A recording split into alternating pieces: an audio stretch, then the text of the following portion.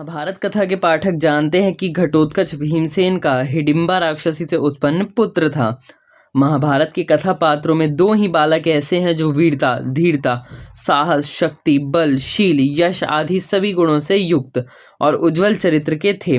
और वे थे अर्जुन का पुत्र अभिमन्यु और भीमसेन का पुत्र घटोत्कच। दोनों ने ही पांडवों के पक्ष में अद्भुत वीरता के साथ युद्ध करके प्राणों का उत्सर्ग किया था। महाभारत का आख्यान एक अद्भुत रचना है जिसमें मानव जीवन के दुख दर्द का सार आ गया है। करुण रस से पूर्ण यह धार्मिक ग्रंथ जीवन के दुखों पर प्रकाश डालकर पाठकों को अजर अमर सत्य रूप परमात्मा की ओर बढ़ने को प्रेरित करता है।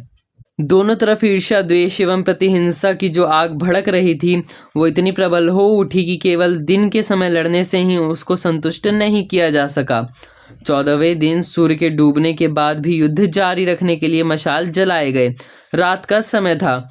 घटोत्कच और उसके साथियों ने भयानक माया युद्ध शुरू कर दिया। रात के समय की उस लड़ाई का दृश्य अद्भुत था। वो एक ऐसी घटना थी जैसे भारत देश में पहले कभी नहीं हुई थी। हजारों मशालें जल रही थीं और दोनों ओर के वीर अपनी अपनी सेना को युद्ध के लिए उत्साहित कर रहे थे। कर्ण और घटोत्कच में उस रात बड़ा भयानक युद्ध हुआ। घटोत्कच और उसकी पैशाची सेना ने बाणों की वो बौछार की जिससे दुर्योधन की सेना के झुंड वीर मारे जाने लगे। प्रलय सा मच गया। ये देखकर दुर्योधन का दिल कांपने लगा। कौरव वीरों ने कर्ण से अनुरोध किया कि किसी न किसी तरह आज घटोत्कच का काम तमाम करना चाहिए। उन्होंने कहा, कर्ण, आप इस घड़ी इस राक्षस का वध कर दो वरना हमारी सेना तबाह हो जाएगी। इसको शीघ्र ही मृत्युलोक पहुंचाओ।